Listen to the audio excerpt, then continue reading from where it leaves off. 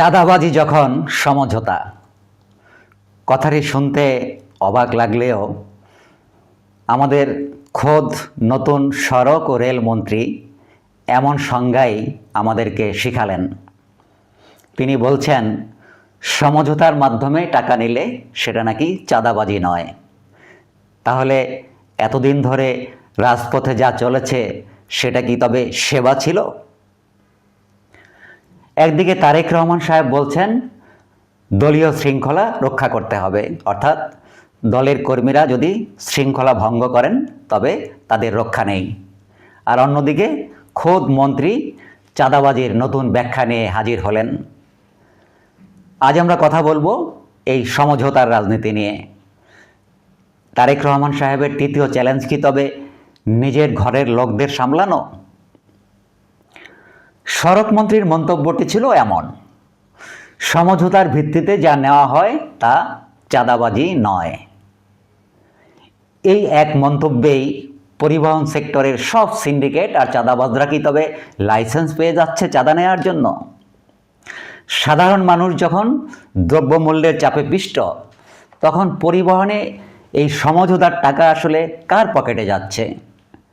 এটি কি তবে তারেক রহমানের দেওয়া দলীয় শৃঙ্খলার বার্তার সরাসরি লঙ্ঘন নয়?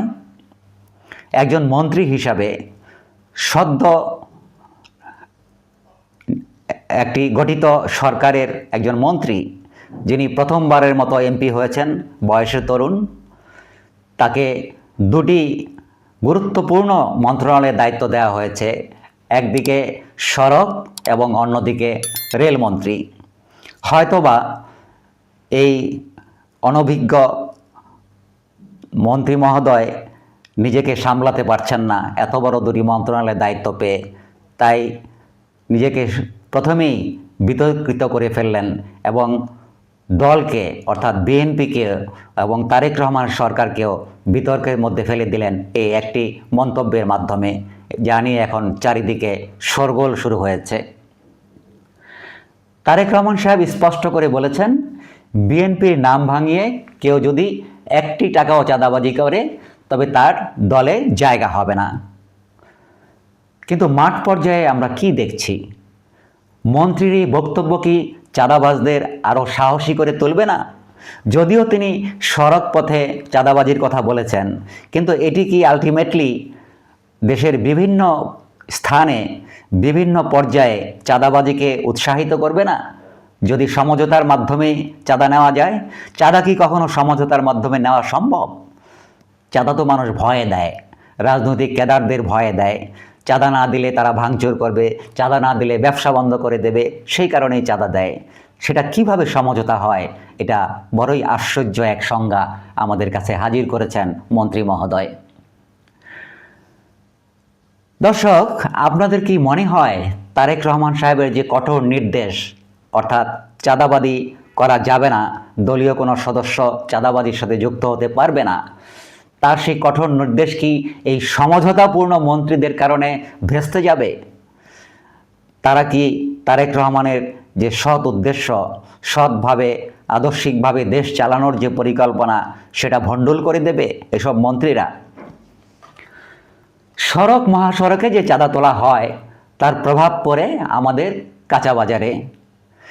আমরা আগের পর্বে বলেছি দ্রব্যমূল্যের দাম বৃদ্ধি নিয়ে, অর্থাৎ গ্রাম থেকে যেই একটি সবজি 20 টাকা কেজিতে কিনে ঢাকা শহরে আসে, সেটি আসতে আসতে 80 টাকা কেজি হয়ে যায়।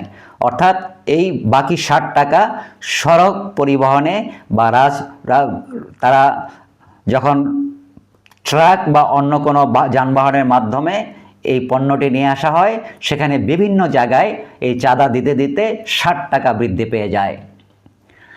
এবং সে কারণে আমরা যারা শহরে বসবাস করি তাদেরকে অধিক মূল্যে, প্রায় 3-4 গুণ বেশি মূল্যে এই পণ্য ক্রয় করতে হয় এবং আমাদের এই সাধারণ ক্রেতাদের উপর চাপ তৈরি করা হয়।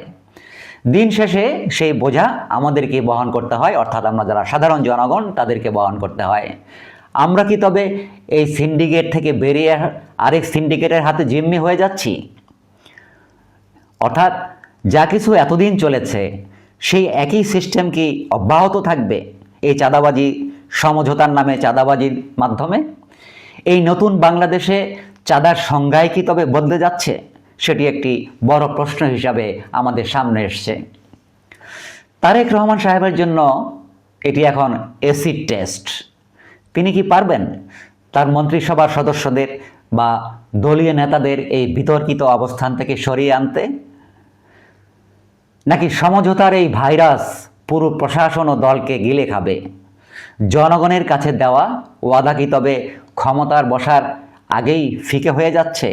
অর্থাৎ সরকারের বয়স 4 দিন না হতেই একজন গুরুত্বপূর্ণ মন্ত্রীর দায়িত্বে থাকা ব্যক্তি যখন এ ধরনের সংজ্ঞা দেন, তখন কি সরকারকে প্রকৃত অর্থে বিপদে ফেলা হয় না? তাদের ভবিষ্যৎ সম্ভাবনাকে ফিকে করে দেয় না? মন্ত্রীর এই সমঝোতার ব্যাখ্যা কি আপনি আমি মেনে নিচ্ছি বা আপনারা মেনে নিচ্ছেন? আপনাদের কি মনে হয়, এটি কি চাঁদাবাজদের মদদ দেওয়ার একটি কৌশল? তারেক রহমানের উচিত কি এখনই এই ব্যাপারে কঠোর পদক্ষেপ নেওয়া? কমেন্টের মাধ্যমে আপনাদের মতামত জানান। আমরা সত্য বলতে ভয় পাই না। আজকের ভিডিওটি যদি ভালো লাগে তবে লাইক এবং শেয়ার করতে পারেন এবং আমাদের চ্যানেলটি সাবস্ক্রাইব করে আমাদের সঙ্গে থাকুন। সবাইকে ধন্যবাদ।